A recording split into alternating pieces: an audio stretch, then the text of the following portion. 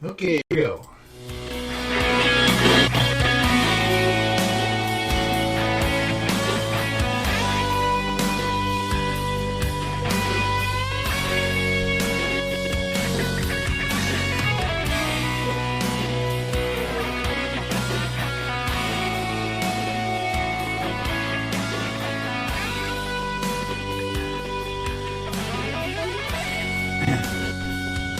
Live from the Emerald City in Seattle, Washington, UFO, Bigfoot, and paranormal hotspot of the Pacific Northwest, coming directly to you listening in around the world. This, my friends, is Spaced Out Sunday. I'm your host, Michael W. Hall, the paranormal lawyer, occupying the captain's chair tonight for SOR headquarters. We welcome you to tonight's show, including all of our listeners on the digital side at Revolution Radio. And don't forget, you can always find out our archived shows for free at youtube.com/Spaced Out Radio. Just do us all a favor and hit that subscribe button. Our website is spacedoutradio.com, where we have a lot of features for you, including rocking out as a bumblefoot, shopping at our Spaced Out Radio store, and catching up on Captain Shirk's SOR Newswire and so much more. Tonight's show is brought to you by Chive Charities. Help make the world 10% happier by donating to Chive Charities today. You can find them on our website. And we are here tonight with Miguel Connor, ladies and gentlemen. We're going to be talking about the Gnostics and some real interesting philosophy out there, Christian and otherwise, history and all those kinds of things when we get on the normal Spaced Out channel here. But right now, we also have Peter Davenport from the National UFO Reporting Center. Our good buddy is going to join us as well. And we are going to talk about whatever's going on out there in the sighting report world when it comes to UFO, UAP activity over the last week. And I think it's been heating up again, so we need to get this show on the road. First of all, let's welcome Miguel to the show. Miguel, are you there? I am here. Thanks for having me on. Oh, thank you, buddy. I appreciate you being my guest tonight on Spaced Out Sunday. And Peter Davenport, are you there? I am here. I echo Miguel's words. Thank you for making your time available for the UFO phenomenon, Michael. Yeah, well, you're welcome. Thank you for being available again out there in the frosty western wilds of, I always call it the western wilds of eastern Washington. It's kind of a contradiction in terms, but when you go to the eastern side of the state, literally it is like a whole different world out there, Peter. Yeah, it is like the western United States, even though it's in the eastern part of our state. Well, tell us, what do you think we need to know about since last week? You know, last week it was very interesting when you literally told us about this private pilot instructor who was telling us about a sighting report of a UFO that flew 50 feet, was it, close by the training flight he was giving to a young female pilot last week? 100 feet. I have served as a flight instructor for 10 years, and the thought of having something within 10 feet or 50 feet of my aircraft is an unsettling, not a pleasant thought at all, Michael. And I'm sure both of them were shaken up. And we have that report posted to our website at ufocenter.com. And I have the fifth report that I'll be talking about tonight is submitted by a former commercial pilot too. Oh my! It sounds like the FAA and the pilots themselves are starting to loosen up as far as telling us what's really going on out there. Go ahead. That appears to be the case. Well, the first report I'd like to share comes from Charleston, South Carolina, And it's somewhat similar to several reports I have in the sense that it has to do with a very rapidly moving white light moving across the nighttime sky. This witness writes that on the 9th of March, that was a Tuesday, at 7:48 p.m., he was out jogging on the outskirts of Charleston, South Carolina, when all of a sudden his attention was drawn to an extremely bright white light moving across the sky. He says, faster than any object he's ever seen.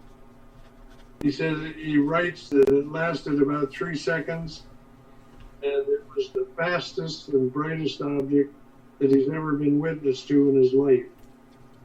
So, and I believe it was a cloudy night, so this object was probably beneath the solid overcast.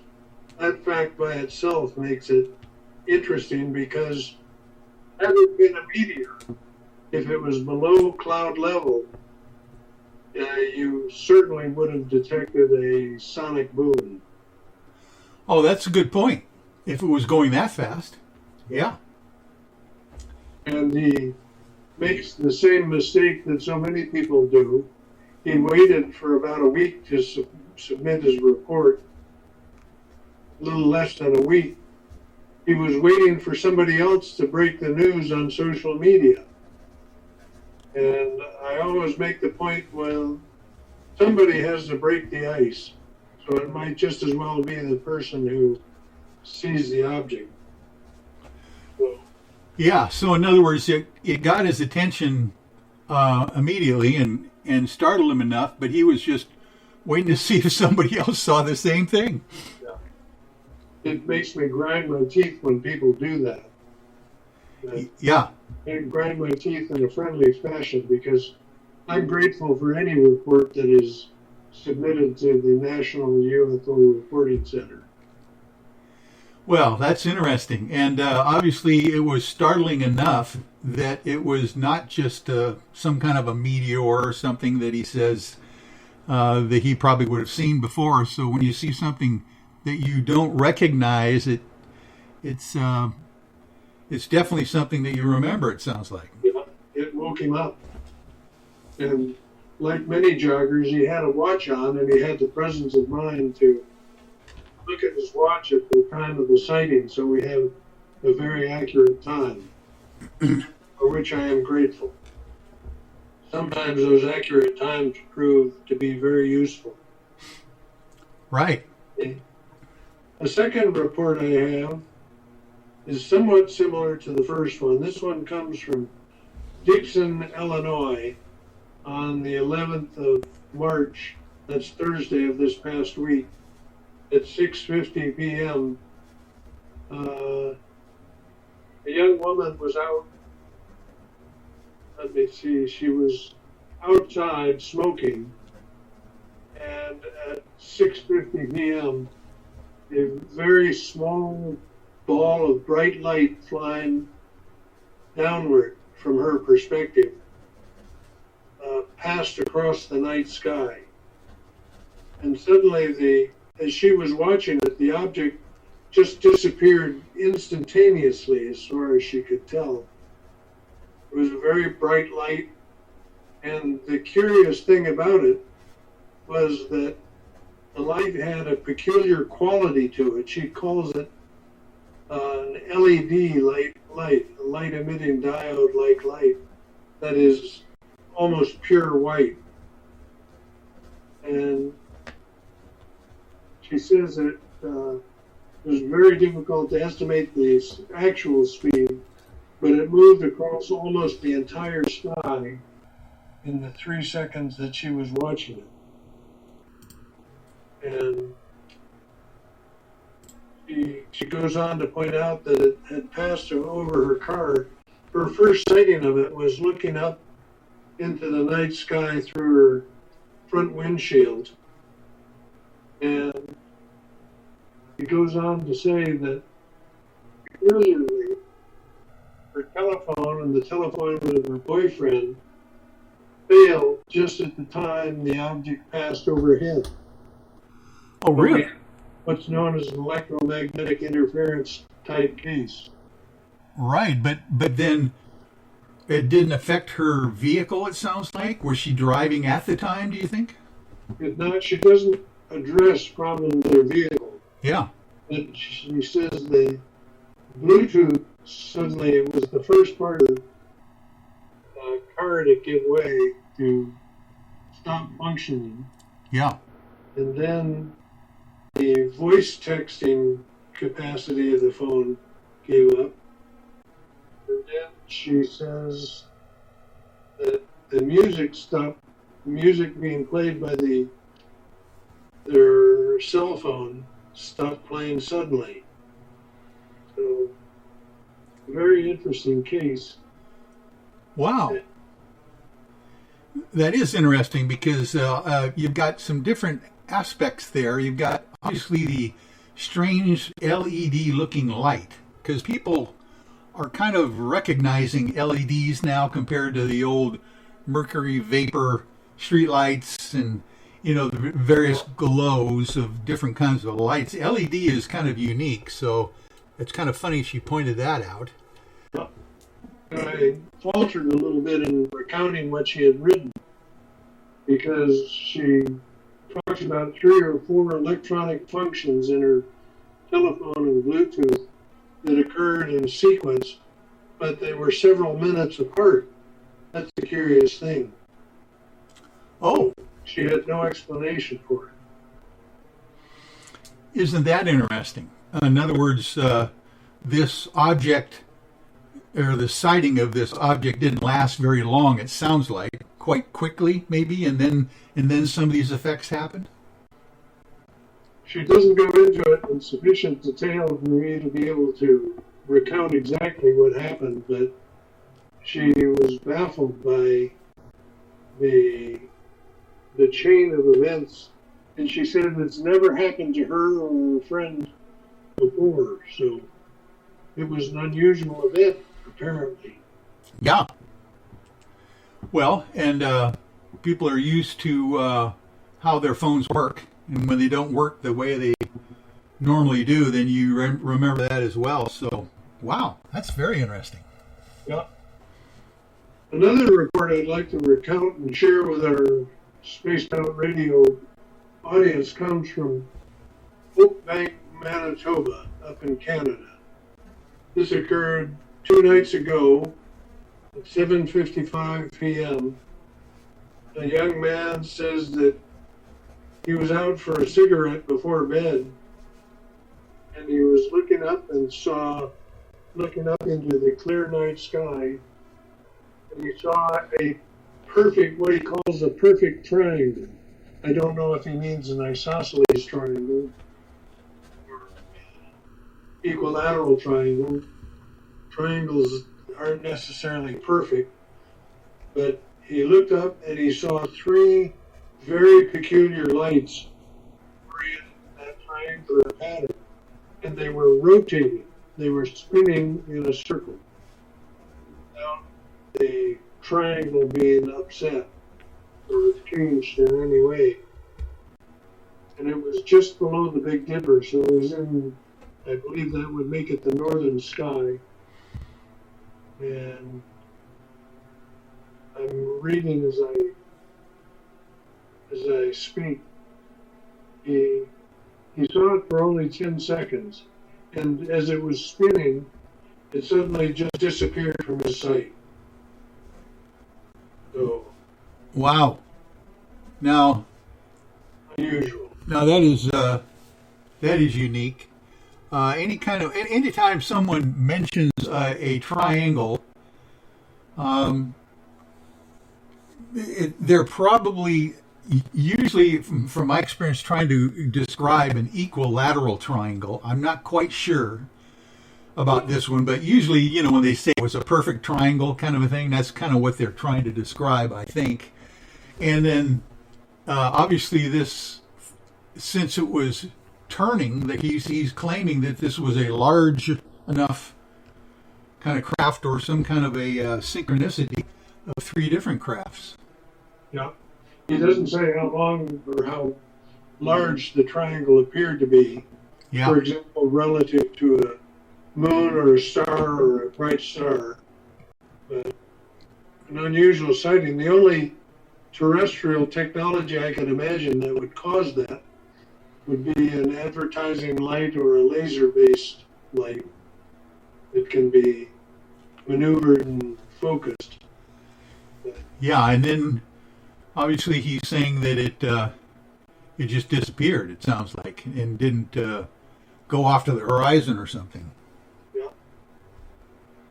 Huh. Another report I'd like to share comes from Houston, Texas, and this one was from this morning, Michael, at 1:44 a.m. Central. It would have still been standard time at 1:44, I believe. Gentleman saw a bright or possibly a highly reflective object shoot across the low sky. And in this case, as in the earlier case I cited, it appeared to the witness to be beneath low clouds with low cloud behind it. Again, no sound, absolutely silent. And he, like one of the earlier witnesses in a report I reported at the beginning, said there was no sound and it was the fastest thing he's ever seen in his life. So how something can be underneath the clouds moving at that apparently very, very high speed and not generate the so-called sonic boom is beyond me. As far as I selected this case, because it presents facts that just don't seem possible. Yeah, and there again, you're talking about a person who is commenting that this is the fastest object that he's ever seen. Obviously, you notice even how fast satellites go and meteors go periodically. So this has got to be something that's even faster than that with no sonic boom. Well, presumably hundreds or thousands of miles an hour. And no sonic boom. By our technology, that's not possible. Yes, that's exactly right. And that's one of the issues that Commander David Fravor mentioned when he was noticing that Tic Tac object off the coast of Mexico, in 2004. He says he couldn't believe how quickly the thing left the area with no sonic signature at all, no sound, no wash even, because he said this thing was about a half a mile from him when it just took off across his cockpit basically and disappeared, but no wash anything he felt when the thing left. Yep. And there was no splitting of the water as it passed over the water. One of the things that happens when an aircraft flies low over the water at supersonic speeds is the shock wave tends to cause the water to move aside as it passes over at high speed. Yeah, exactly. And as we all heard, Commander Fravor and his Wizzo, his weapons officer guy in the back seat, saw this thing ping-ponging across the surface of the ocean back and forth without, actually, the water was supposedly disturbed underneath the ocean. And this thing was kind of kicking back and forth on top of it, so it's kind of hard to tell whether the Tic Tac had anything to do with creating the disturbance under the water, but there was definitely a disturbance under the water incorporated with seeing the Tic Tac as well. Yeah, and I think he reported that by the disturbance in the water, he could see a much larger object than the Tic Tac that had just submerged before he passed overhead. That was an interesting case, and I think both you and I watched his presentation in McMinnville, Oregon. That's right. That was his first You know what, Peter? That was his first appearance, public appearance, actually, at a conference. Actually, just before, it was last May, just before the real lockdown of the COVID thing happened. We were fortunate enough to actually talk with him in person and listen. You were the MC of the entire event, so that was kind of a fun thing for you to be able to be there and introduce him. He was an impressive speaker. Yeah, very competent person, that's for sure. I enjoyed his presentation very much. I'd like to move on to the last case I'd like to present. This one is from a few months ago, October 25th, 2020. It was a Sunday, I believe, and this is the report that was submitted by a woman who described herself as a former commercial pilot. On that Sunday night at about 9:30 p.m., she was in her front yard talking with a friend on her telephone when she noticed the biggest and brightest meteor she says she's ever seen in the sky in her lifetime. And after scanning the meteor, it passed over in just a few seconds, but she says it didn't look like a meteor.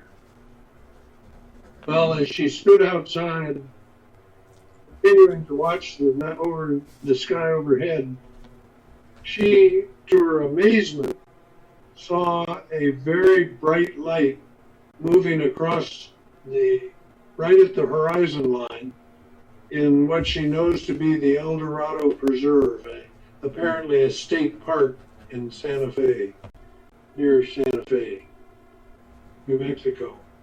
And it confused her because she knows the area well, and she says that area is hostile at any time of day or night, but particularly at night, you have cougars and coyotes and serpents and all sorts of things to deal with. And then she realized, after having watched that light, and she says it was swinging and bobbing as it moved along the ridge. It was apparently right on the ridge from her vantage point. Suddenly she realized that it was ascending. It was gaining altitude, and it was moving farther and farther away from that ridge, accelerating, she thought, as it moved higher. And after it got to a certain altitude, apparently a considerable distance above the ridge line, it started to fade, and that's when she could see two objects popped out of the top of this object and shooting off into the night sky. So, terribly interesting report. Wow, there's a lot of stuff going on there. She says after it had started rising off the ridgeline, it got to about 45 degrees angle of elevation above the horizontal plane. And it dimmed out, and that's when she could see two tiny, I believe she says red objects, pop out of the top of this peculiar white light. So she doesn't have any idea how far away from her it was because it was always above the ridge line. That's an interesting report by my measure. Oh my, Santa Fe, New Mexico. And obviously she was startled enough to realize that this was probably in the wilderness area, something going on that shouldn't have been happening there. Yeah. You wonder if there's like a test, military test going on, those kinds of things, because of it being in the desert southwest. You know, whether they're doing those kinds of things. 9:30 p.m. at night, though, that's kind of interesting. You would think that if they're going to do some tests, they would do that in the wee hours of the morning where people would not necessarily be around to see it. And you wouldn't expect them to put their personnel at risk being out in a wild area like that at night. Again, you've got serpents to be concerned with, cactus, all sorts of things she points out. And this sounds like you've got multiple things. You've got a meteor going on, some kind of a meteor-looking thing, and then you've got this ascending light with lights coming out of it, and obviously something like that normally would have probably been accompanied with sound as well if it was a meteor. One of the things she pointed out, and I repeat myself here, is that as it moved along the ridge line or a little bit above it, it appeared to her to be swinging. Somebody was walking with a very bright flashlight. This area is 1.5 miles away from her. The ridge line is. So it would take an awfully bright flashlight to create the intense light that she reports in her report here. I just thought our audience would enjoy that, hearing about that report. A good one. Yeah, definitely. Okay. My goodness. Santa Fe, New Mexico, Houston, Texas, Oak Bank, Manitoba, Dixon, Illinois, and Charleston, South Carolina. Oh my. I mean, and these are all within the last few days you're reporting, Peter. Except for the last one, which was October 25th. All of them were within recent days. And I could have gone on with another 10 if we'd had time. Yeah, well. 10 good recent reports. Is that right? Oh my goodness. Well, I think what we need to do at this point, obviously, since we're getting down to the bottom of the hour here, is give out your contact info, tell people how to get a hold of you. If they see something anomalous, we might as well get them prompted to call you up. Yep, thanks for allowing me to do that. If any of our listeners believe they've seen a UFO, I'd invite them to call the UFO hotline. That telephone number is area code 206-722-3000, and try to limit their calls to sightings that have occurred in the last week. If they've had sightings in the distant past, I am equally interested in them, but I don't have time to listen to the oral account of it. And I invite them to submit a detailed written report using our online report form at ufocenter.com. And if they just don't have access to the internet, they're invited to submit a written report to through the postal system. Our mailbox is P.O. Box 700, Davenport, Washington, like my last name, Davenport, and the zip code is 99122. And thank you, Peter, for all your due diligence in service all these decades of taking these reports from people. If you're going to call into New Fork, you're probably going to get Peter Davenport on the line. So be mindful of his time if you get a chance to talk with him, but it's well worth it. Matter of fact, if you're just curious and want to know what's been going on in your neck of the woods, go to the New Fork website and find out the sighting reports that have been happening in your area. I always think that's fascinating. Yeah. We now have, I think it's almost 90,000 reports posted, and that's half of what we should have there. We've had some computer problems and had to diminish the number of reports that we have posted. But we'll have that problem solved in the near future. Should have close to 190,000 reports posted. Oh, that's impressive, and I know you pride yourself in having them just be accessible to anyone at any time. So thank you for all that. Yep, my pleasure to do it, Michael. All right, Peter. Thank you very much again for your reports. Miguel, it was kind of fun for us to sit back and just listen to those things. So we will bid Peter adieu till next week, and we'll see what happens next week, Peter.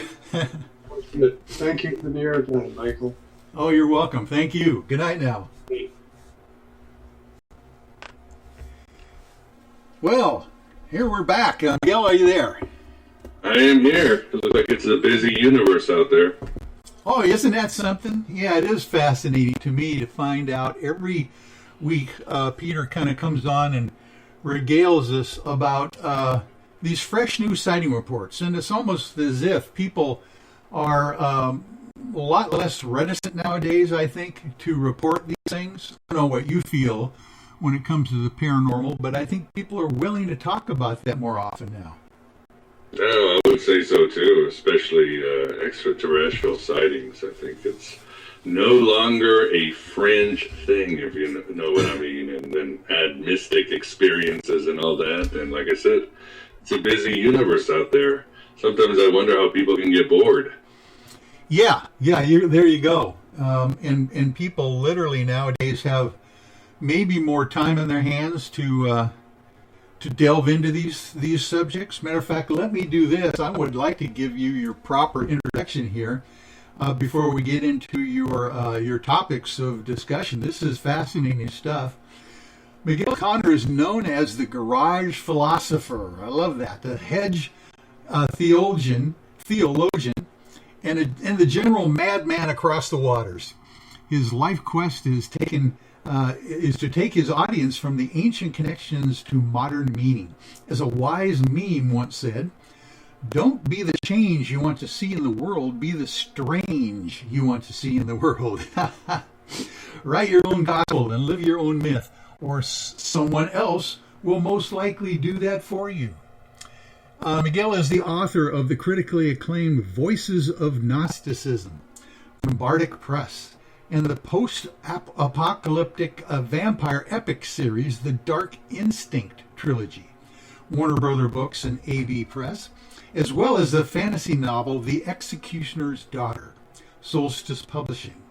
He is the host of Eon Byte Gnostic Radio, a popular radio show dealing with eternal heresies and game-changing mysticism. His articles and fiction have appeared in such publications as the Gnostic Journal, the Heretic Mindscape, Reality Sandwich, and the Cimarron Journal, and many others. He lives in the lawful dystopia of Chicago and patiently waiting for the beginning of the new world. So, welcome to Spaced Out Sunday, Miguel. Thank you very much. Happy to be here. Well, this is going to be an interesting topic for us tonight. We've dealt into. I think I've probably mentioned to you in some of the biomaterial I might have exchanged with you earlier that I literally have always been interested in the paranormal. But I was also vice president of Puget Sound Christian College for many years out here in the Seattle area. I've been raised a kind of like a faith-based kind of guy. Methodist, kind of traditional upbringing. But I was always the kid in Sunday school would ask the weird questions, about the strange paranormal items that we point out in the Bible and sacred scriptures. And I've always been fascinated with the Gnostics and who the heck they were, what the difference between that and the Essenes and the Christians. Sounds like there were different factions of the new religions that was going on back in the New Testament era. I think you nailed it on the head. We have to accept that there is the official narrative of how Christianity began, but the truth is Christianity was a very fluid movement that was always in a state of hybridity. And you could say Judaism was that way for hundreds, if not thousands of years. And the Gnostics were certainly part of that conversation, although they were the part that really got the nascent church alarmed, and therefore the nascent church had to really come down hard on them as it gained power and became embedded with the Roman state. But definitely a different type of Christianity, I would say. And your show is about UFOs, but you could say that Gnosticism, as some have said, was probably history's earliest UFO cult, because they were one of their missions, as they were obsessed with traveling to the stars and going beyond the stars. They felt you could have ecstatic states of experiences and commune with these higher intelligences and being, and not all of them were benign. Some of them were downright dangerous, and some of them were actually ruling this universe. They were the Star Lords, but there were other benign entities beyond the stars that we could commune with. You know, the Gnostics have always fascinated me with the idea that they literally, like you mentioned, were one of the first star cults. Really, I mean, you're talking about them discussing something called the archons, that are what, non-corporeal beings. You want to tell us a little bit about what that meant? Yeah, to the Gnostics, this planet or this reality was not an illusion, as other mystics might think.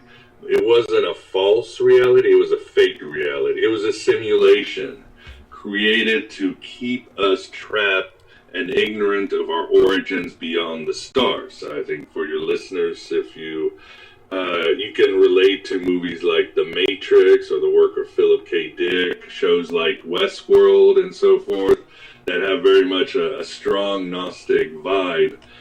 And we were trapped by these beings called the archons, which is Greek for prince or ruler. And interestingly enough, this is used by the Apostle Paul. You can read that in his letters. He talks about the rulers, the powers and principalities, the God of this age that is controlling the universe at this moment. And the Gnostics saw the head of these archons, who were these stellar lords, these supreme beings, far more powerful than humans, but they also describe him as mechanistic and soulless and just sort of these almost algorithmic bureaucrats. But they also had a terrible penchant for tyranny and inflicting pain if they wanted to. But they were headed by this being that the Gnostics referred to as the Demiurge. And in their writings, they associated the Demiurge with the God of the Old Testament. I mean, I'm sure you, Michael, might have asked in Sunday school, like, what happened to God? He had this kind of alcoholic personality in the Old Testament, and then he had a kid in the New Testament, and suddenly he's a really nice guy.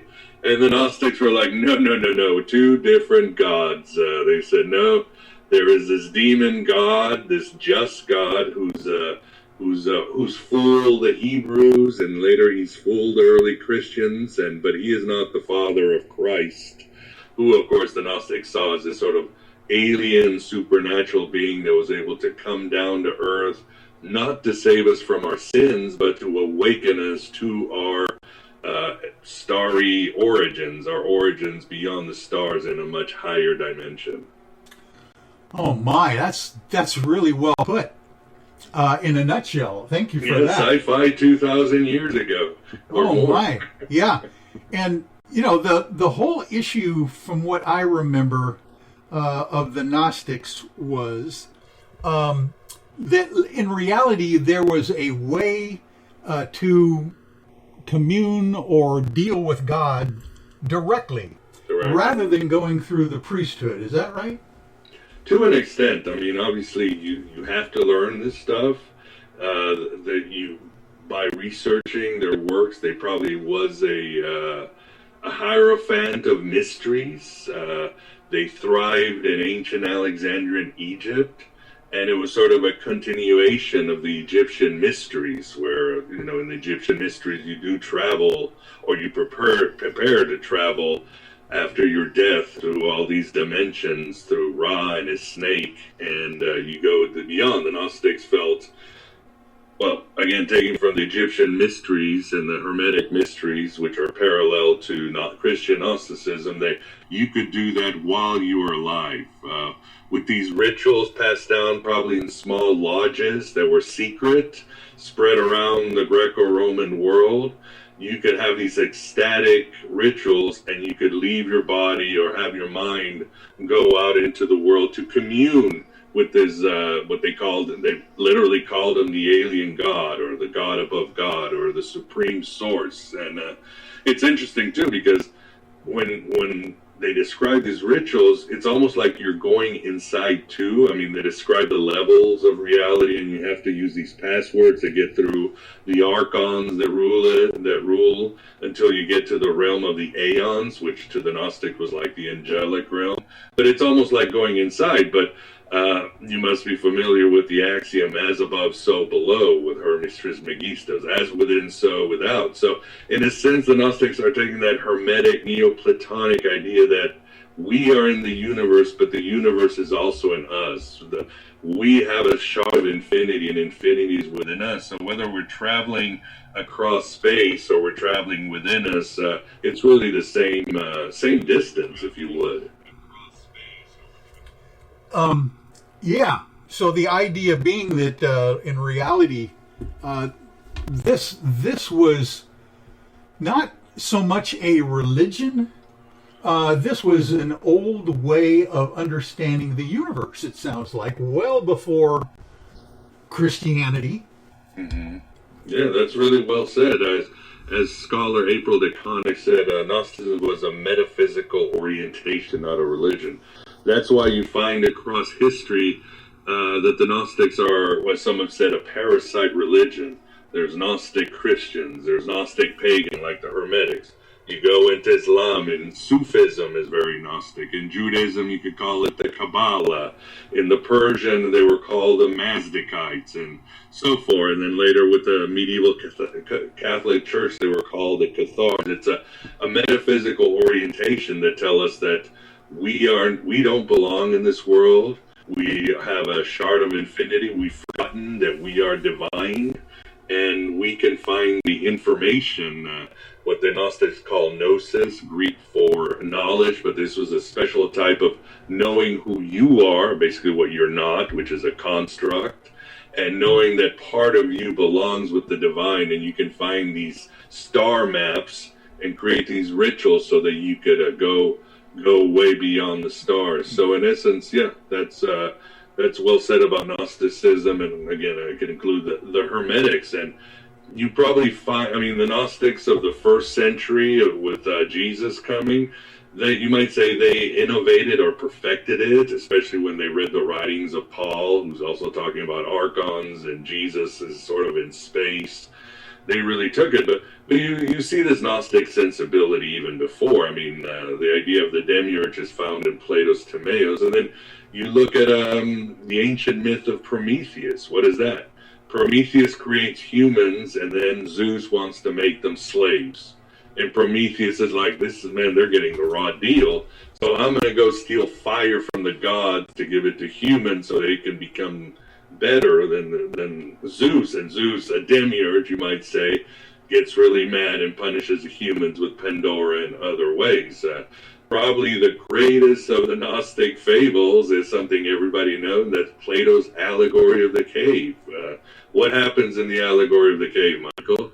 People are sitting in this cave, and they're sort of trapped and tied together, and they see shadows. There's these entities behind them are using fire and puppets or whatever to show the shadows on the cave's wall, and humans think this is reality, this is it, we're just going to follow it. But there's that one human who's able to say, no, there's got to be more, and he breaks out and escapes out into the sunlight, and he's like, this is truly reality. So Plato's allegory of the cave is certainly very Gnostic, if you would, and we never find out who these shadowy figures are, who's really pulling the strings, but the Gnostics would say they're archons. Yeah. Oh, that's fascinating.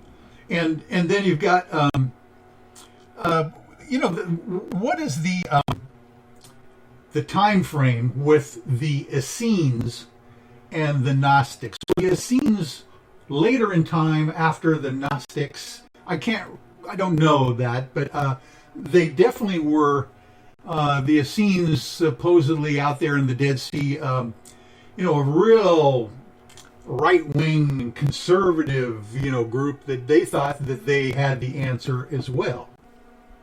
That's hard to say, because you can even, as I said, the Gnostics were part of the Egyptian mystery schools, but there are some schools of thought that the Gnostics actually started before with the Hebrews, that they were a movement that was trying to save the ancient goddess worship of Ashera and Anat, the sort of more holistic, shamanistic part of the Hebrew religion. But as a cult of Yahweh started solidifying and taking over, these sort of, again, goddess worship sort of went underground and then later maybe found a home in Egypt. And that's why the Gnostics, the being called Sophia is very important. She's sort of a being that is here on earth to help us out. In fact, there is a writer, John Lamb Lash, he actually says that Gaia is Sophia, that this is the body of the being called Sophia that fell from the world of the aeons, from beyond the stars, and sort of fell and became Earth, and now she's trying to basically recollect herself and create herself to fully awaken and go back to the stars. But I know I'm getting away from these scenes, but we don't really know that much about these scenes. I mean, some have said that these scenes and the Dead Sea Scrolls, the Qumran community, are two separate things, because from what we have from historians, the few things we have from historians, it seems were very peaceful. They were shamanistic. They were sort of a mystery school within them. So we wonder if they're even the same as the Dead Sea Scrolls community. I personally think, I don't think we just have enough to know about these scenes as far as I'm concerned. Yeah, it's always been a fascinating story that these Dead Sea Scrolls were discovered in 1947, and it took, almost 50 years before the details of any of them were released at all. They've been very slow in explaining what that whole community was like, and I've even heard we've all heard the stories that maybe Jesus was involved with the Essenes somehow himself. He might have been. I mean, it's hard. These things take time. I mean, look at the Nag Hammadi Library, the great Gnostic treasure trove. That was discovered in 1945, and we didn't get an English publication until 1979. These things, they really do move at a snail's pace. The Dead Sea Scrolls, yes, and because it's academia, you've got politics and big religions involved, there's going to be a lot of burps and stalls. Unfortunately, it's just the way it is. But we do, I think, the latest is the Essenes were an apocalyptic cult. They did believe in some sort of spiritual messiah, so they were actually closer to Christianity back then. And they had certain villains, I think a wicked priest and so forth. And people are wondering, was the wicked priest Caiaphas, or perhaps it was Paul of Tarsus? So we don't know. And was there a righteous priest? Was it James the Just or Jesus? I think, right now we're still in an era of speculation on these things. Yeah, and it is kind of interesting that same time frame where the two things happened, the Essenes scriptures, or manuscripts, the Dead Sea Scrolls, and then, like you said, just prior to that, the Nag Hammadi scriptures and documents were, all at the same time. And by the way, and then 1947, the Roswell crash supposedly happens out in the desert at this almost the same time frame, Yeah, and I think that was when it was first announced publicly that there was a Nag Hammadi library. There was a collection that it was Gnostic, and then, of course, 1945 is when you dropped the atomic bomb. Oh. So you always wondered, was the Nag Hammadi meant to come out of the deserts of Egypt as a warning, as let's get it together? We don't know, but I have a feeling it's all connected some way. Well, it sure seems to be. That was quite a... When you look at that time frame, there was so many things going on at that period of time that seems to be either connected or no coincidence that it happened at the same time. It's almost as if the Dead Sea Scrolls were kind of like a PR campaign, not against the Nag Hammadi, but to kind of like, hey, well, wait a minute, this is what we found. What about this? Yeah, Yeah, man, you've got a good intuition, because I would say you're right. I think there was a lot of much more money and attention given to the Dead Sea Scrolls because the church and many Christians were like, this is going to prove that Jesus and Christianity, but there was nothing. Yeah. I think the Nag Hammadi Library offers far more of a deeper, richer snapshot of what was going on in the first century or even before with Christianity, with Judaism, with paganism, what the communities were struggling with. And the more scholars research, they're also finding out maybe even before, because all these texts obviously have kernels and layers that point to even older times or older religions. So it's it's good to see that Nag Hammadi gets a lot more attention these days. Yeah, and you can actually purchase a copy and go through it if you really want to take the time. That's been something that I like to do every once in a while, just kind of periodically pick it up, you know. Yeah, it's a mess. It's like a psychedelic book. What I like to say, it's not just a star map, but it's a treatise on insanity, on mental disease, and how to get out of it. Because, as one scholar said, how do you define Gnosticism? No, that's easy. God went crazy and became us. Because one part of Gnosticism is that there was a sort of a pre-cosmic or cosmic cataclysm, or a glitch in the matrix. As consciousness was computing, trying to understand, it hit a glitch, or it hit too much multiplicity where it crashed. And you can find this idea in the Kabbalah and Isaac Luria. And therefore, this crash created this sort of bad universe, or bad software universe, which we are here now, ruled by the Demiurge. But the Demiurge and his archons are pretty much demented, and the way the Gnostics rewrote a lot of the Old Testament, they gave their versions of the Old Testament, it shows a lot of interest in mental problems. The Demiurge is the great expression of the ego that has gone wrong, and so many examples. I mean, I can go into examples, but it was Carl Jung who said the Gnostics knew about they were depth psychologists before there was any such a thing as psychology. So I think if you look at the Nag Hammadi life that way, in a very rich, fertile ground of dreamlike symbols and figures, I mean, that's really the way to approach it, because it is very psychedelic. It's very Lovecraftian at places. It's just it's a wild ride. Well, and more as I get older, Miguel, I am realizing that my dream state is more important than it ever was or ever is. I'm starting to wake up to that fact. I don't know about you, but it's fascinating to me to think that we got an entire existence that we typically ignore most of our life. Yeah, I mean, part of wisdom is realizing that we are just frauds. We're programmed by our parents, by our cultures, by our religions. And once you start noticing these layers of programming, you start saying, well, who the hell am I? I mean, one of the things I always said is, I'm not going to be like my father. My mannerisms and behavior, and I'm like, oh my God, there's no way out of this. Or the pressures and tugs of culture. So, of course, you suddenly realize, well, where am I going to find this authentic self? Well, there's 8 hours of me that's in an altered state of mind, that's in an honest place with no barriers, where the dreams, the symbols, the archetypes, the memories, the ancestral memories of my people that came, they're all there in this fertile ground.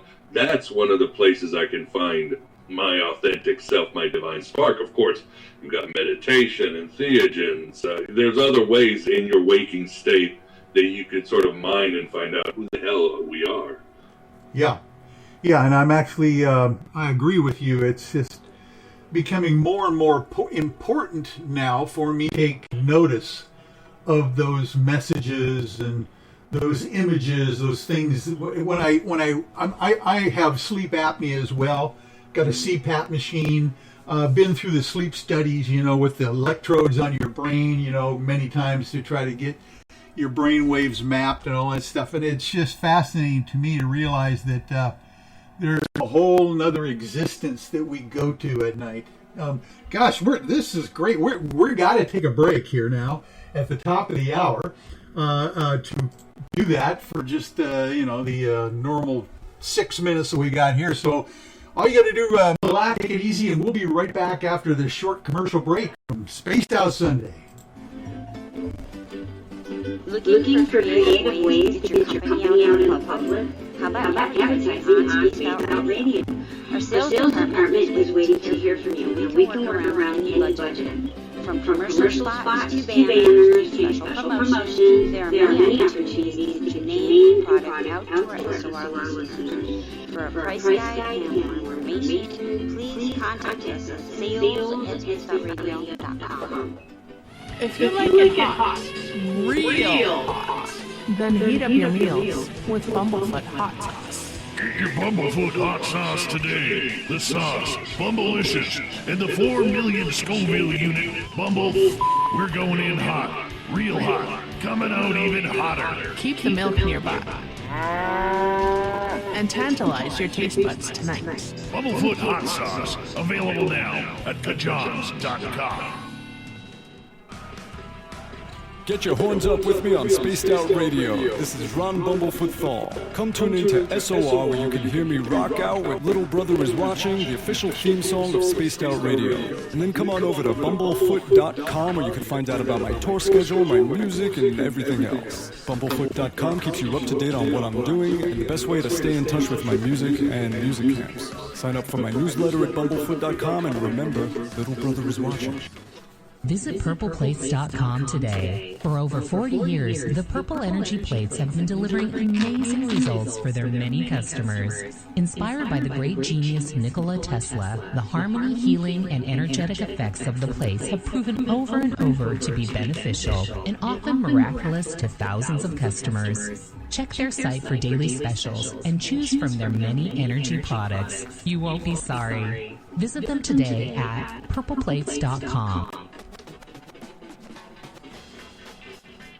The SOR Vault is open for business, and do we have some cool swag for you to pick up?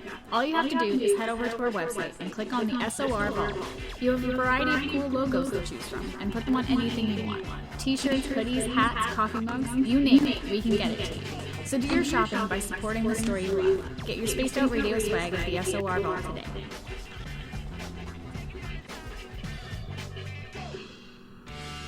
Hey everyone, I'm John Edwards. And I'm Stacey Edwards. Together we're taking over Saturday nights on Spaced Out Radio, where we're going to bring our own experiences of the paranormal and talk to the best people we can find to help bring you answers to your strange tales. We're here to entertain your need for weekend. Woo! So tune us in at spacedoutradio.com starting at 9:06 Pacific, 12:06 a.m. Eastern, where we can all get a little spooky together. Spaced Out Saturday nights right here at spacedoutradio.com.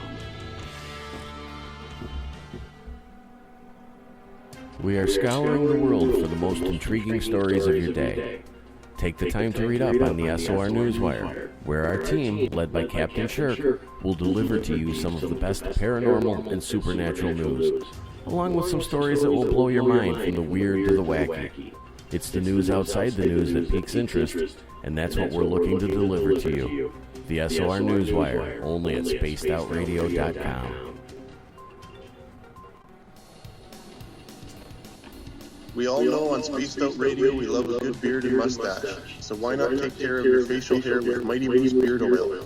Made in Canada, we're taking care of beards and stashes around the world. We use 100% natural ingredients with our oils and balms to make your whiskers feel silky smooth. Use promo code SOR2019 at MightyMooseBeard.com today. Hi, this is Amber Becker, and I want to invite you to subscribe to our YouTube channel, where we store all of the SOR show archives for free. And as an added bonus, every 2 weeks I'm posting brand new content on Cryptid Tales, where I will get into some of the spookier legends and folklore from around the world, and tell the stories that go with them. Find us at youtube.com/spacedoutradio and check out Cryptid Tales today. Drop a comment and let me know what you want to hear. See you there. Are you an experiencer of something strange that can't be explained? Do you want help finding out what's going on? I'm Ryan Stacy, head of the Experiencer Support Association, otherwise known as TESA. We've teamed up with Spaced Out Radio to investigate cases filled out in the SOR Sightlines report. We are independent and there's no cost to what we do. All we need is your experience. Let's find out what's happening together on the SOR Sightlines report. Hey, space travelers, this is John Resnick, founder of the Chive and Chive Charities. If you know anything about our website, you know we like to do things a little different. We're not some faceless organization collecting money for a nebulous cause. Our donor dollars go directly toward life-improving items. Then we give those items directly to an underdog who needs it most. To become a donor with Spaced Out Radio's official charity, Chive Charities, just go to chivecharities.org/donate. For the price of 1 cup of coffee a month, you can become an SOR Space Traveler. The Space Travelers Club is a place where you can interact with other listeners, either live during the show or on our great forum. We want your stories, pictures, comments, and ideas. You'll get live video streams, exclusive content, and be a part of our newsletter. Stay in touch with everything SOR. The Space Travelers Club is just $5 a month at spacedoutradio.com. Hi there, this is Dave Scott, and I'm bringing you the Woo every Monday through Friday on Spaced Out Radio. I'm going all out to bring you the strangest, oddest stories and subjects I could find for your entertainment. Why? Because when we hit peak Woo, I know I've done my job. So come tune us in at spacedoutradio.com, 9:06 Pacific, 12:06 a.m. Eastern, and together, my friends, we own the night.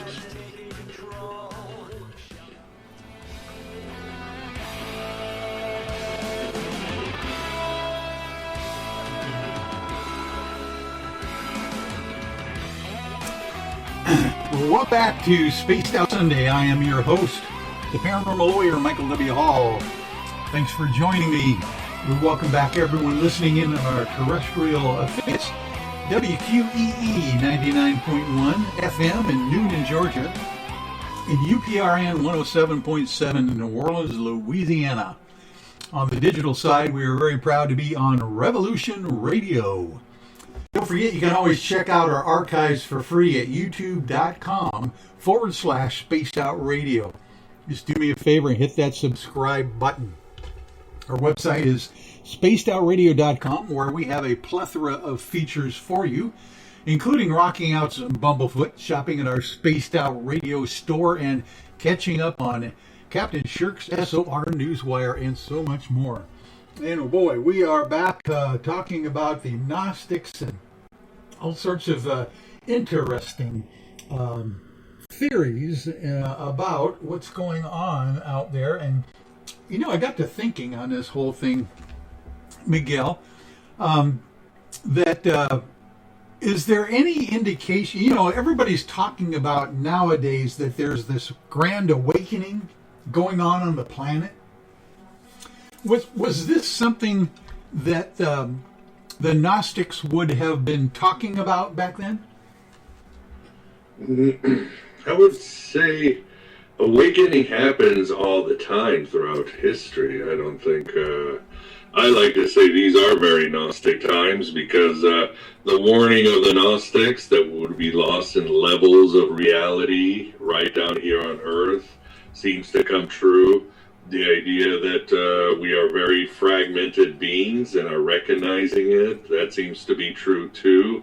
The idea of nefarious powers pulling the strings and visitors from outer space seems to be more and more accepted today. And the idea, that we can awaken to a better part of ourselves, our true nature, seems to be more acceptable. Now, whether that means more and more people are going to be awake, you can, but in this game, the Archons are going to find ways to get us right back to sleep. So the war never stops. What's that quote from Blue Oyster Cult? Veteran of 1,000 psychic wars, then the war goes on. Oh, I like it.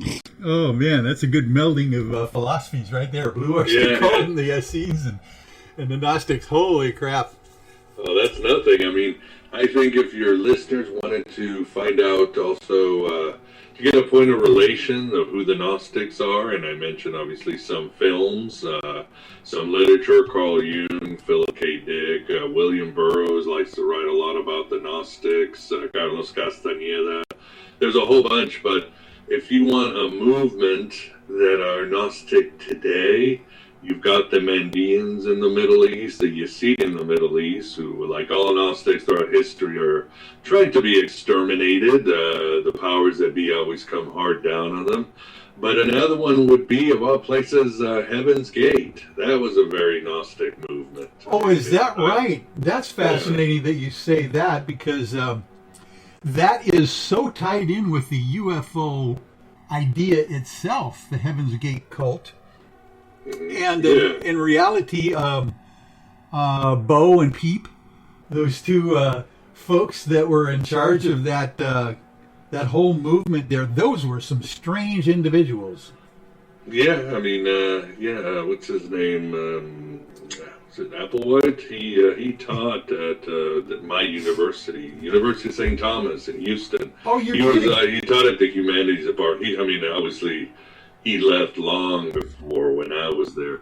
But when you look at Heaven's Gate in the early 70s, only Heaven's Gate and Philip K. Dick really had this amazing idea of mixing in Christianity and ufology. Nobody else had really thought about it in history. I mean, you had Chariot of the Gods, and maybe these Ezekiel and all these cats were actually aliens, but to join ufology with Christian metaphysics and spirituality and make them into one and make it work, something that made sense when you thought about it. Yeah, you can go beyond the kookiness and all that, but Heaven's Gate definitely was Gnostic because as my friend said, when you mix ufology and Christianity, you are going to get Gnosticism. B, you look at the cosmology or philosophy of Heaven's Gate, it was what? We were once these beings that fell down into Earth, and now we're trapped in this illusionary world, this consumer surveillance world. There's probably some entities trapping us, so we need to find and get on this other comic to go back home. They missed the boat on a few ideas about Gnosticism, but in essence, as Gnostic, I think I'm also describing Scientology too, right? I mean, Scientologists say we fell from Zog or whatever down into this world. Now we're trapped, and now we have to wake up to go back. And the founder of Scientology, what was his name? L. Ron Hubbard. L. Ron Hubbard. He used to go out and say, he had memos and say, we are a Gnostic religion, use the word gnosis. I mean, he knew what worked in occultism, or he drew from it. So these movements like Scientology and Heaven's Gate are, you might say, very Gnostic. And I don't mind saying that because my attitude is very simple. Everything casts a shadow. Everything can be weaponized. There's even the scholars now that are saying, you look at the Nazi ideology, communist ideology, it definitely borrowed from the Gnostics because it works. It's very powerful stuff. Yeah. And the whole idea of that there is this connection somehow to our pineal gland, and we have, some kind of like capability of communicating with God ourselves that we don't really utilize, nowadays. I mean, that's always been fascinating to me. That matter of fact, I think they're trying to not prove, but they're mentioning now that literally our DNA seems to almost be like a antenna rather than controlling something about us. It's almost as if it's just there to kind of absorb from the universe or something. Yeah, it's possible. I'm not sure about these ideas. Obviously, consciousness is the great mystery, the hard problem of consciousness that science cannot figure out. I think consciousness is definitely something that's beyond science. It is definitely the animating force. Again, the Gnostics would call it the divine spark. Christians might call it the soul. But it is that part of us that sort of, it's immortal. It animates us. The Gnostics would say it animates the very universe itself. It is the energy that feeds the archons, or in the Matrix would be the Matrix, the agents, and all that. So it's all this stuff is a lot of fun to find out about.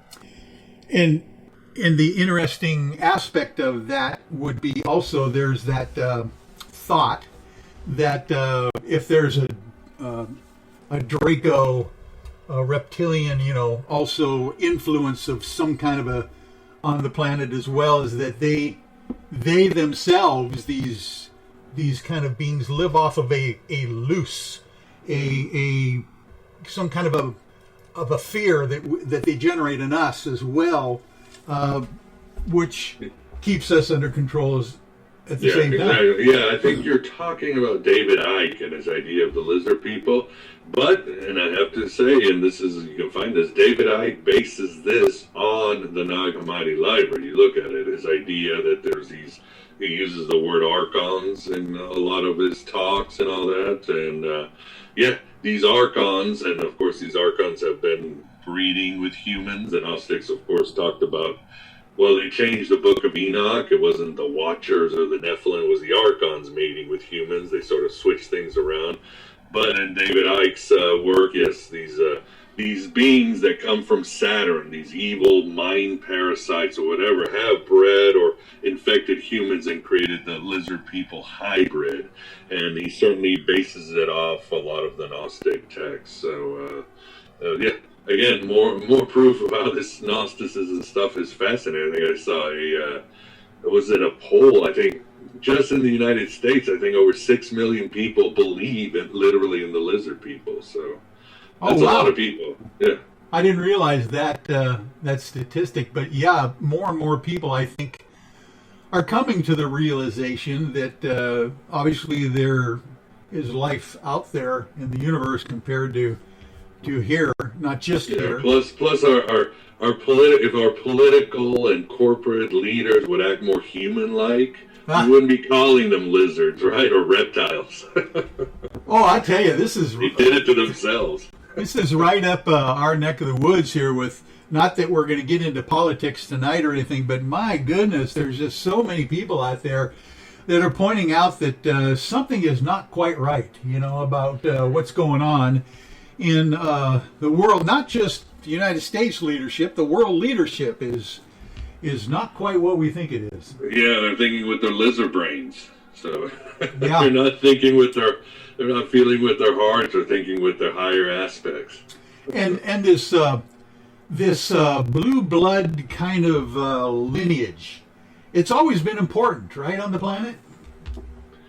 Yeah, I don't know why. For some reason, it's the old, we will, with Benjamin Franklin, we'll change a little bit of our freedoms for a little bit of safety. So somehow we have to look up at these alphas, which makes absolutely no sense. I think we all have a divine spark. Our minds, according to the Hermetics and the Gnostics, have unlimited potential. They are a universe in itself, and we can all work together. If one thing you could call the Gnostics also the original conspiracy theorists, because they were the ones who were saying, look, your gods, your temples, your countries, they're all a big sham. They're created to keep us down.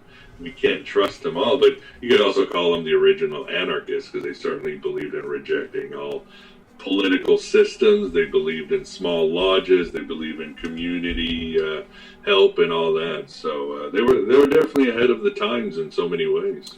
Do we find that same school of Gnostic thought reflected anywhere in society nowadays? Is there secret organizations like I don't know that you could point out to say that this is kind of like a still alive out there, or is it waning over these? Yeah, that's a good question. And I shouldn't call the Gnostics the first anarchists. I think you have to go with the Cynics.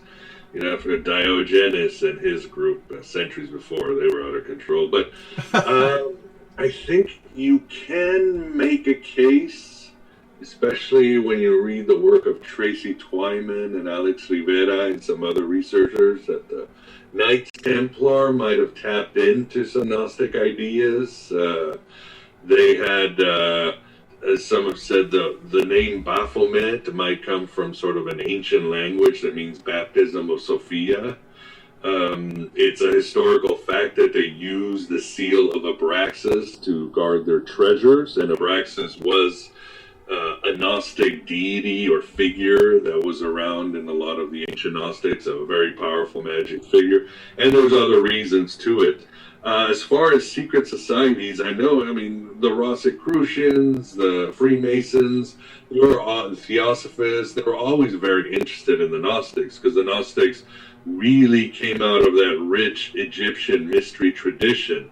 And this means that the Gnostics are tied to alchemy, astrology, high forms of magic. So there was always an appreciation of the Gnostics and secret societies. Obviously, most of these secret societies still would not go as radical as the Gnostics to call the creator of this universe a demon or demented. That the Archons, I think most movements still would like to think that this is a benevolent world, that there is a plan. And even a lot of the modern Gnostic sects, like I talked about, the Mandeans and the Yazidi, they've sort of evolved from the ancient Gnostics. They see the universe as primarily a good place of divinity. But as far as obviously you also have the Shabbatians and the Frankian Druze from medieval times, very Gnostic in their attitudes, and they definitely were secret movers and shakers towards in the 19th, 18th century and so forth. But as far as I know, nothing too clandestine or anything. Again, it's the ideology, it's the ideas that make the difference. We talked about Scientology, Heaven's Gate, and other movements. David Icke. It's the ideas that can fuel a movement and change the world. And these don't have to be secret or clandestine or even behind the curtain anymore. I mean, this is the world we live in, and it's the ideas that get you there.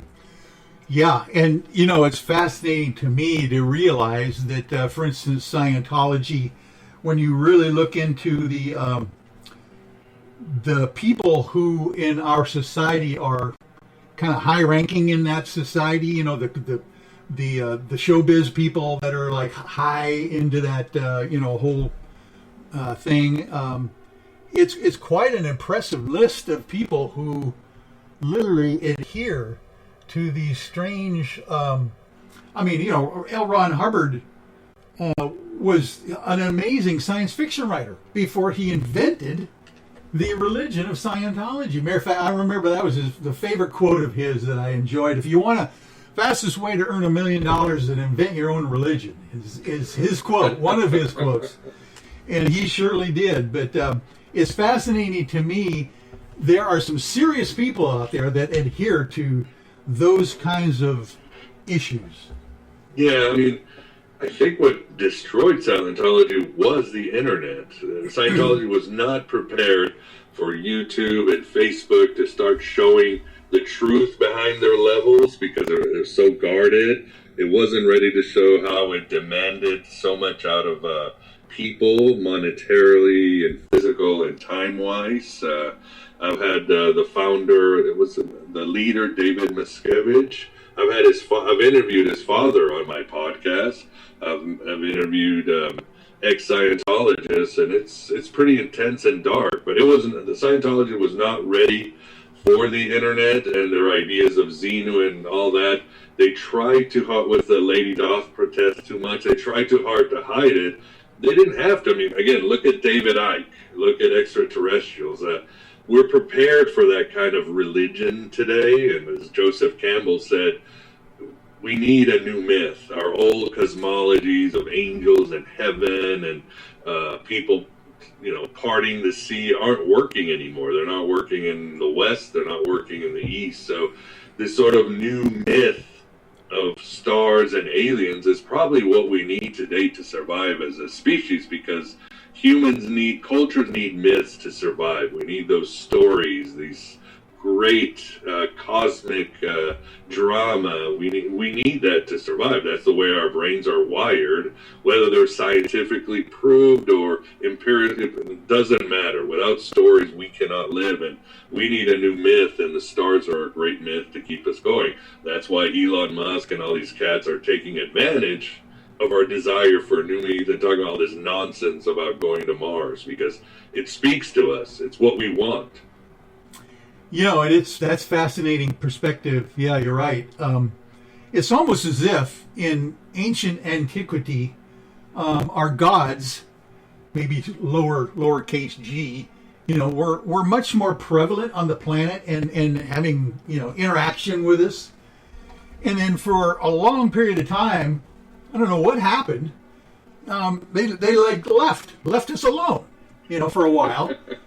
But it seems like almost as if it's coming back now, where very shortly, matter of fact, this is one of my theories, is that there could be a grand reveal coming down the pike that our government is preparing us for, potentially. I think as far as extraterrestrial presence on the planet becoming known again.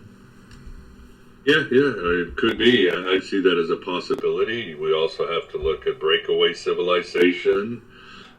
This all could be just simple Nazi technology that they've been hiding and nurturing, and you have all these rich people using this for their own machinations. I have a friend, Chris Knowles. He's got a great blog called The Secret Sun, and he has a series called Lucifer Technologies, and he talks about how you have charts of how civilization was going, technology. We're sort of going slow. I mean, you had the Sumerians. Things popped up out of nowhere. Nobody can explain how. Just they came around, and suddenly astrology and science and agriculture just shot up. But then humanity sort of putting away in a very slow. Then guess what? 1952 Roswell. We shoot up once again. I mean, just nobody can explain how our technology just went crazy across the world, especially United States after 1952. Now we're sort of putting again. So we're wondering, do we need that, like the Sumerians after Roswell? Do they need to share some of that hidden technology, or what is this hidden technology? What's going on? Is it aliens, breakaway civilizations, the ancient wizards who are just keeping this magic going? Who knows? Interesting times. I'm not going to say, or I'm not going to hitch my wagon to anything, because I know how the world works. And as far as the gods, I think we just stopped seeing them. I think they're the spirit world, or the aliens, or the visitors. They're always around. We just lost our ability. Again, too much rational thought, too much leaning on our left-sided brain, a brain that has to see things, that's empirical, less leaning on our right brain, which is a more mystic, holistic, allegorical, that sort of sees the world behind the world. And we lost it. But I think that, as I said at the beginning of the show, it's a busy universe out there. We got to open our eyes. And like you say, Michael, it's a good thing we're doing that more and more today. Well, yeah, and obviously on shows like yourself, your own show, this is exactly what you do. You know, bring on guests and topics that people need to know about. Let's talk about a little bit about your show and what you do on your broadcasts as well. Yeah, it's kind of a weekly broadcast. I've been doing it for a while. I think I only took it seriously like 2018, where it became, you might say, full-time, once a week or more. And it started out just as my interest in Gnosticism. I was looking, all my life I've been a searcher, and no religion or faith really did it for me. When I found the Gnostics, it really, how it dealt with evil and suffering worked for me, because unlike other faiths, it just didn't turn away like it's God's plan and the circle of life. And all. The Gnostics were really had a lot of empathy about the suffering of the world. They wanted to understand it. They weren't going to let it go. They weren't going to they said, look, the buck has to stop somewhere with either humans or the gods, but we're going to resolve this. So Gnosticism worked too for many reasons. So I was like, well, I don't really know much about Gnosticism. I read the Nag Hammadi. It's fine. But so I said, well, why not just go to these scholars and ask them, record it, and put it out to the world? So I was very lucky. I was able to interview many of the very translators of the Nag Hammadi library. I was able to interview top scholars like Elaine Pagels or Bart Ehrman, and tell us what that would have been like for you, because some of us probably haven't seen those episodes. But tell us about interviewing those scholars. What was it like for you as easy as a student? I didn't know anything. It was like, what is Gnosticism? How do the Gnostics view Jesus? What is Then as the years went by, I can get into some more intricate questions about the sects, the different Gnostic sects, or the different views the Gnostics had on becoming divine or evil or suffering, or different translations of that are being found in Egypt. But as it went, it was one of those where I could learn and also share with the world what I'd learned for those interested in Gnosticism. And obviously it's expanded. I do some conspiracy theory. I do a lot of ufology because, again, Gnosticism is Christianity plus ufology. We talk about Hermeticism, Kabbalah, Sufism, a whole bunch of stuff. And, of course, even Buddhism and a lot of Eastern traditions, because you can find this parallels very much with Gnosticism and Buddhism, the idea of the illusion of the world, that our self is almost unknowable, and other things like that. So it's been a great ride. If you were going to explain to someone, what would the most surprising thing you found out initially, maybe when you looked into this about Gnosticism, could you summarize what really surprised you a little bit that you didn't know about? That's a good question.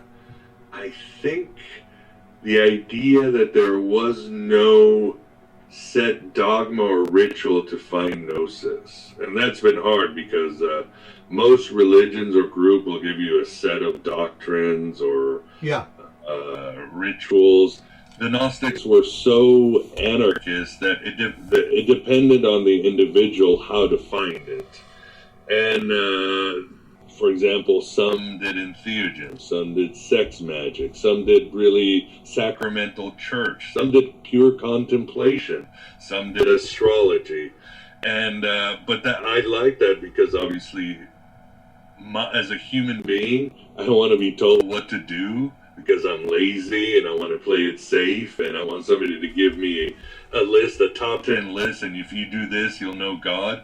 Gnosticism demands you go into yourself and you find out what works for you and only you. Nobody else can teach it, and you not just go find it, but then make it your own. So that's been the surprising thing, and it's hard because people come to me and they say, well, I want to learn about Gnostic and do these rituals, these ecstatic rituals. And I'm like, man, I got bad news for you. There ain't no formula. It's just you and God and your determination to becoming free. And so what you're saying is that there was no formula that they espoused. What did they get into any of the supernatural abilities to use plants and medicinal things to enhance their experiences? Did they ever do that as well? It's not, I mean, remember, Michael, a lot of it has been censored or oppressed or destroyed by the church and other Muslim caliphates and other, some Gnostics made it to Asia and the Buddhist governments would squash them. A lot of it is just gone, unfortunately. I mean, we do have instances described of they put plant substance in their wine and the congregation drinks it and everybody goes into an altered state of mind. We do have description of sexual rites. We do have prayers and chants, but nothing really concrete. And we do have instances of folk magic, using special gems to heal the sick, special gems to protect you from different diseases. There was even one pretty recent where they found out this guy in England had a gem for Abraxas, and he's invoking it because there's a pandemic going on in Northern Europe. So he's like, Abraxas. It made me laugh because I'm like, man, the world does not change. It's the same. What did Mark Twain said? History may not repeat, but it certainly rhymes. I had not heard that Mark Twain saying. I like Mark Twain. I like it. History does not repeat, but it certainly rhymes. That could be something that you would see him say. I love his sayings too. One of them was, "You never want to argue with someone who buys their ink by the trainload." That kind of thing. when he's talking about arguing with a newspaper editor or something. Yeah, and he's another one that's been censored by history. People assume he was an atheist or agnostic, but he believed in a lot of spiritual. He believed in ESP. He thought all humans had precognition. He did these exercises where he could guess what the mail he was going to get. He had a vision of his brother's death before it happened, and it was exactly like it happened. His brother died in a boating accident, and he had a vision of exactly what the coffin would look on. So Mark Twain is another fascinating character. I wish we'd known more about his spiritual side. I don't really know much about Mark Twain and how long he lived. Did he live to be an old age? I think so. And then, of course, you got to read his letters from heaven and hell. Oh. He gets very Gnostic because he starts saying, we are all just an illusion, and Satan comes down because he's better than God, and he's trying to awaken one of the individuals. So it's a fascinating stuff. Yeah, Mark Twain definitely got into some Gnostic areas. I think, there was a Gnostic bishop, Stephen Heller, said, every serious artist is already half a Gnostic, because if you start doing art seriously, you're going to go into some strange places. You're going to start realizing reality ain't what it seems to be. And you're going to confront some serious issues like evil, who really is God, why do we suffer? And you're going to go into some Gnostic territories. I think we all have.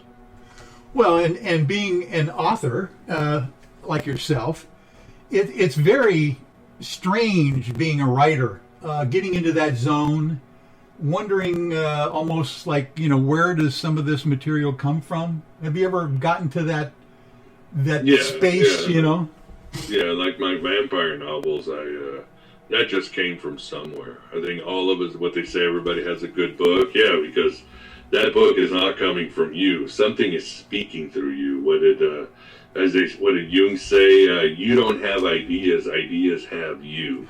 There is something larger speaking through each one of us.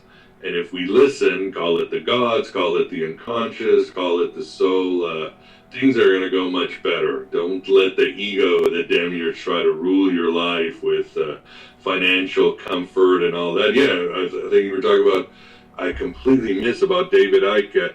In his view, yes, the archons feed off of our pain and suffering and fear. The ancient Gnostics would disagree. They'd say they do whatever they can to keep you thinking you're just a rational monkey. I mean, yes, if fear and pain work, fine. But if, the iPhone or the lottery, or if they can create a material thing to keep you ignorant and asleep, they'll do that. I mean, in their stories in Genesis, Adam and Eve are there to be slaves, but it's a beautiful place. It's just a prison with golden bars, and it's until, you might say, the serpent in some stories is either Jesus has turned into the serpent or Sophia has turned into the serpent, and the serpent is the one who's like, psst, you're living a lie. This is the Truman Show. This is not real. Eat the apple so you can get out of here. Oh, I like that analogy, the Truman Show. That's always been fascinating, that Jim Carrey movie. Yeah. Very Gnostic film. I mean, Christoph is the demiurge. He's the director of this false, cute world. Yeah. It's fascinating to me. Every once in a while, I will catch myself wondering, that all of a sudden I get this point of view that I'm outside the metrics for a second, just a split second. A glitch in the programming. And of course, look at Elon Musk and Neil deGrasse Tyson. What have they said? They said there's a good possibility we're all in a simulation right now. Oh yeah, I remember Elon Musk being all over that idea. Yeah. It's a very logical conclusion, and it's a very Gnostic conclusion. Well, and Elon Musk's idea that he is going to try to meld biology with AI in humans, I don't know what his feeling is whether he's going to try to get us out of the Matrix in that regard, or... I don't know. I don't trust that. I think he might be an Archon because we have the power. We don't need this stuff, this mechanical invasion, if you would. Another mind parasite. The Archons already try to control our brains. We don't need more. Oh my. Let alone, all the other things that in toxic environments and all that kind of stuff that we deal with as well. Exactly. Oh, that's fascinating. So you've only got, you said was it a trilogy, your book, regarding the, what was the title of your, the vampire? The vampire book. What is the title of that? It's 2 books. It's Stargazer and Heretic, and it originally came out from Warner Books in the late 90s, and now then they gave me the rights, but it is about basically you have, and I wrote this, when I wrote this I was Catholic, never heard of Gnosticism, but you have the vampires have finally decided that had enough humanity because of pollution and all that. So they stage a nuclear war or detonation and basically wipe out the human civilization. The ash covers the world so that vampires can be out at all time. They herd humans into these new city-states that they secretly build, and they become our masters. They put humans in these sort of concentration camps, these farms, where they can slowly take our blood or eat us, and they basically rule the world. Now the difference is that the ruler of the vampires, Lilith, she decides that the only way that vampires are going to be able to keep a hold of civilization is if there is a separation between them and humans, because if you think that, well, I used to be human, could I have a little empathy and think twice about farming and treating these humans as animals? So she makes the vampires forget that they were ever human. They think they're completely separated from humans, so they have no empathy. So it's easier to rule them and feed off of them and all that. And then one vampire sort of wakes up to the reality as he goes that, wait a second, this is a lie. What was I? And of course the vampires think they're God, so it's a twist. It's not... man became God, but this vampire realized that for me to find myself as a God, I have to become human. Kind of like with Jesus. Wow. Oh, my. What an interesting plot. Yeah, and it's 2 books, and then it gets into this grand drama going throughout time. I've never finished the trilogy. I'll write it before I die. Yeah. When you... find yourself getting motivated to do something like just exactly that, do you have a time that you typically write? Are you an evening writer, a morning writer, or middle of the night? I don't know. I mean, I've had 5 kids. I'm like, wherever I can find time. It's just, you do it. You squeeze time in places you didn't think exist before. You write in different places. So, no, I don't have... And I try not to. I mean, I think as I get more gnosis, and hopefully I'm waking up, hopefully I'm not playing the game of the Matrix, I realize what do they say? Life begins with where your comfort zone ends. And that's something, and as I think I had, there's a poet who said the opposite of life is not death, it's habit. And I understand we need rituals, we are human, but I do think we have to be very flexible and always be outside our comfort zone. So that's where life happens. outside our comfort zone. So I try to keep myself flexible when it comes to writing, doing projects, all that, because I was a very habit kind of creature. Yeah, I'm kind of like the same way. I like to have a routine if I possibly can, and then you get thrown off the routine and you have to deal with that and stuff. I've raised 4 adult children myself in my lifetime, and by the way, let's talk about that. What is your opinion of this new entity on the planet? These kids, our younger generations. I swear this is a whole different type of human being showing up on this planet.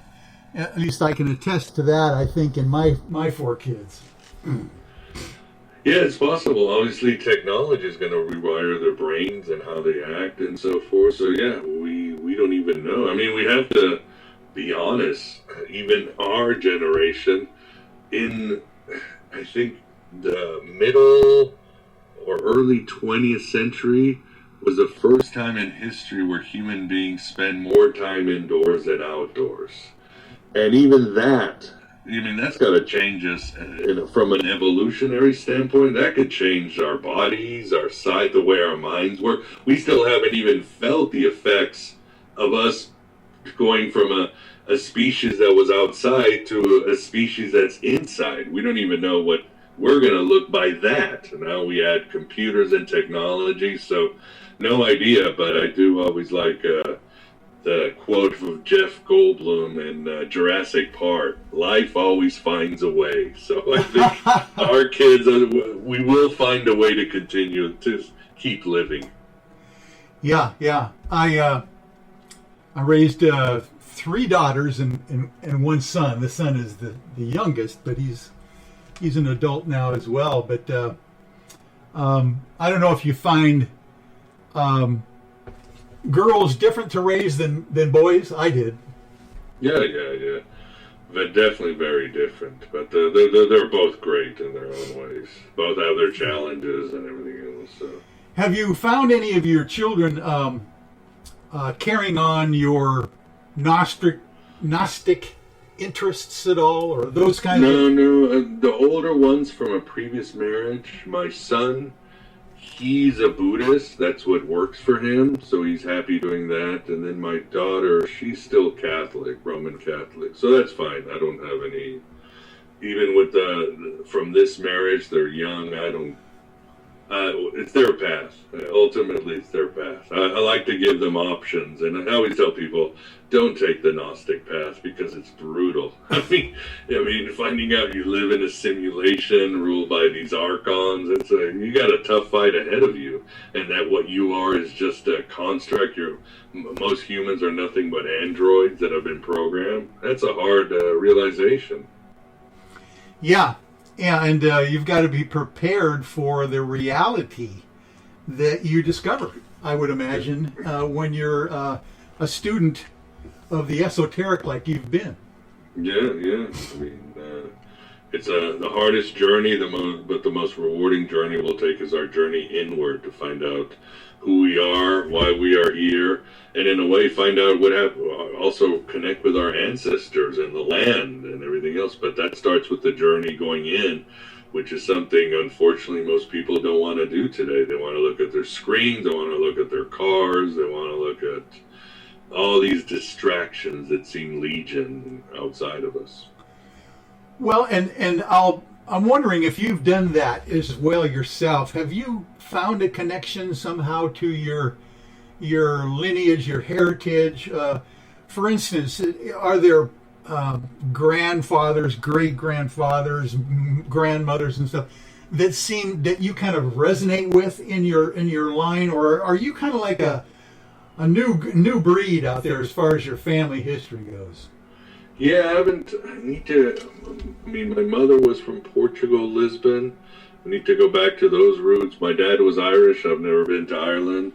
So I've never gone that. I mean, obviously, I do like to do dream work, and I write down a lot, and I get visions. And there's times when I fall asleep, And right before I fall asleep, the hypnagogic state, that in between sleep and awakeness, I'll have these visions where I am somebody in some other time, and I've never seen the movie, never read this scene in a book or imagine it, and for like a minute I will be following this character. I am this character in this city, in this town, doing these things, and I'm like, I am having, I don't know if a past life recollection, an ancestral manifestation of what they did. I don't know. I mean, again, these things, I just started doing it a few years ago, but I know the connection is there, and I know they're speaking to me.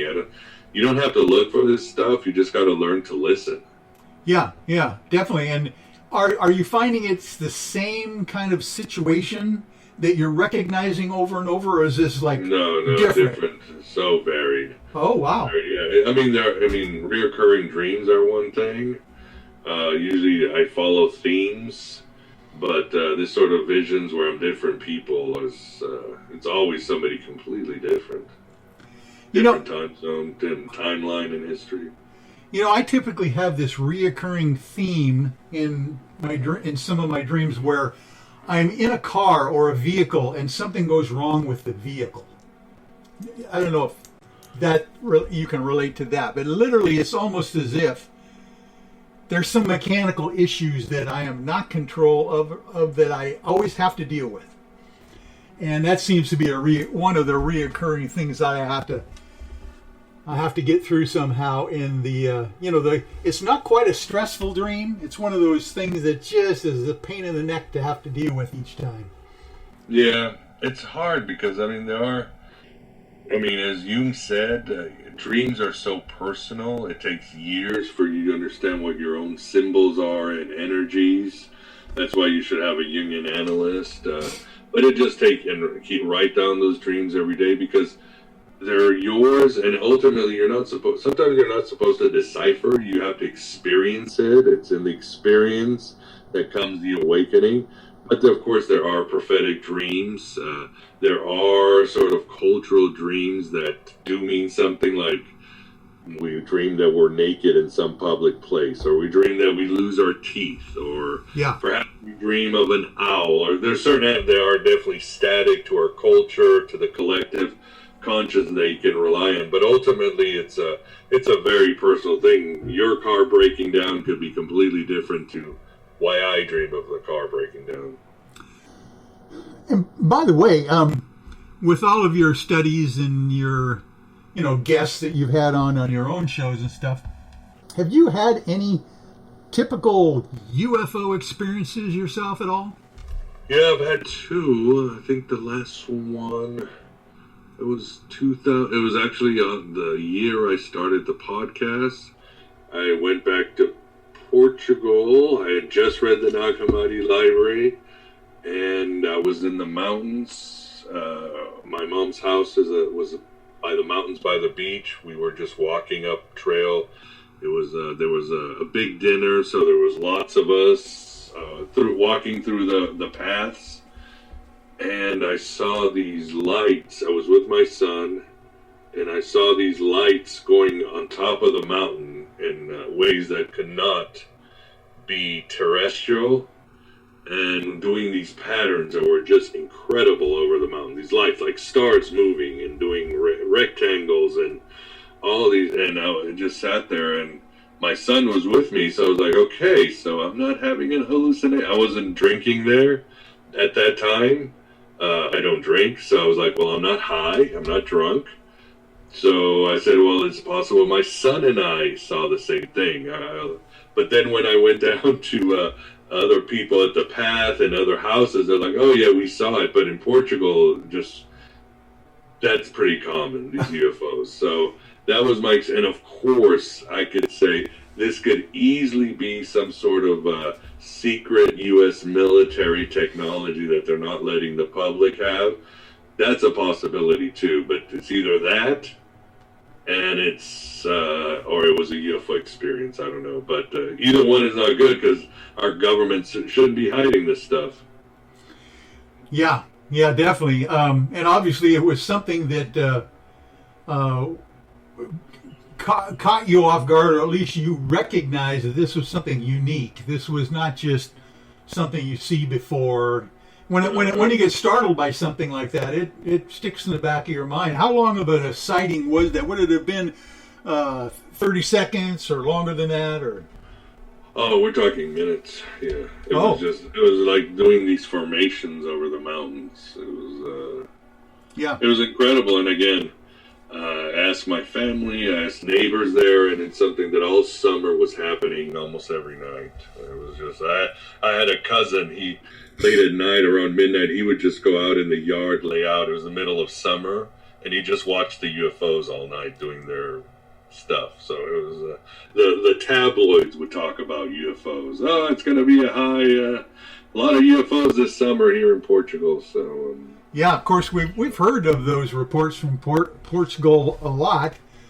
I remember Peter Davenport, coming up with certain dramatic ones as well, and yeah, it's amazing how and in Mexico and those kinds of things, they're like run of the mill, all the time.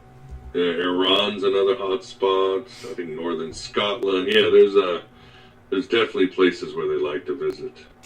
Any strange entity sightings that you might have had as well? I know that gets into the weird and ghosts and all that kind of stuff. But anything that you noticed that would have been different as far as up close and personal contact?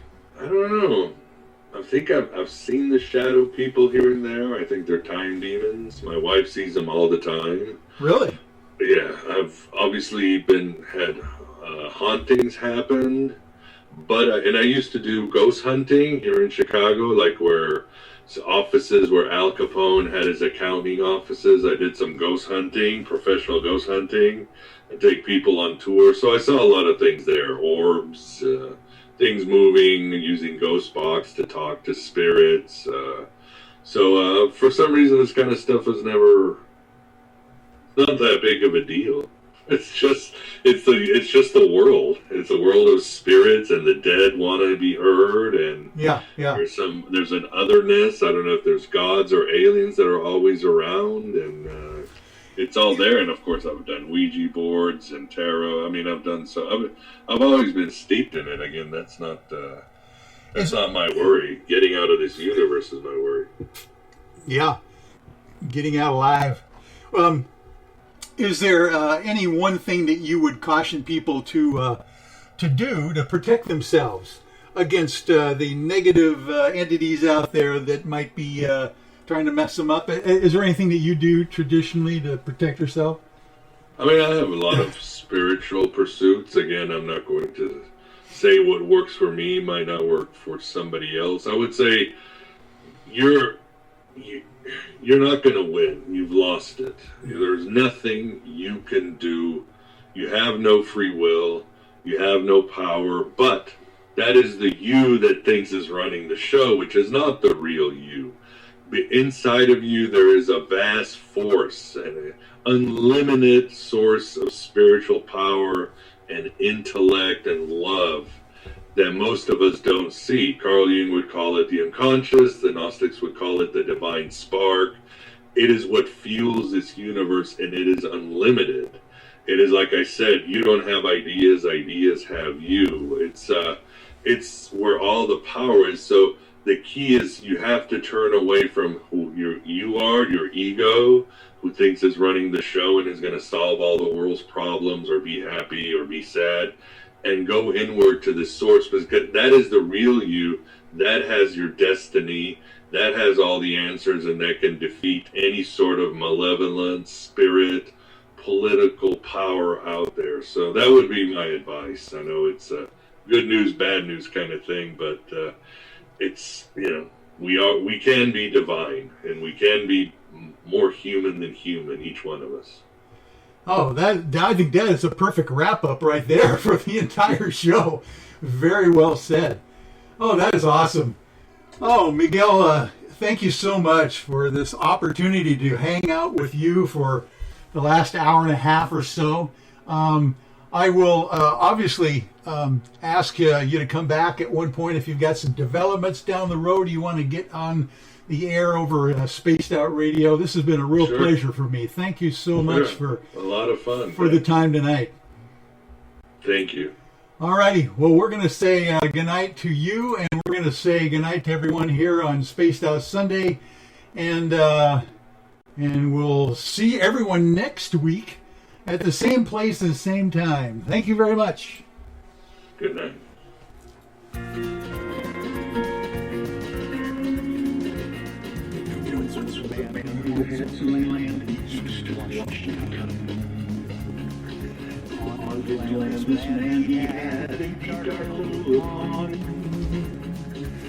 People came miles around and threw their trash down in to see how the was and listen for its end. Then we got faithfully forceful off the land. They baby on sent you down under with the land. They get bells on and covered it up so never could be found. So never know what's deep down in those ground.